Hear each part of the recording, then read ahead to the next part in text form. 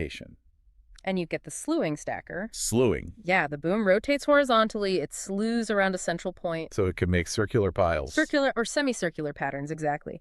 The rotation gives it a much wider reach, makes it really flexible. This slewing, often combined with luffing, is why it's, well, probably the most common type you see in modern cement plants today. Balancing footprint and blending. Good balance, yeah. And then for the really huge operations. Yeah. Massive throughput. Then you need the beast, the traveling stacker. The ultimate. It's the large-scale option. If you've got a massive, long yard, really high production demands, You need reach. you need reach. The traveling stacker moves on rails along the whole length of the yard, and it often combines everything. Traveling, slewing, and luffing Wow. to manage multiple long, complex piles all at once. It's really the powerhouse of stacking. Okay, this is where, for me, it gets really interesting. The stackers did their job, layered maybe tens of thousands of tons perfectly. Terrifying. Now the challenge, undoing that work just as perfect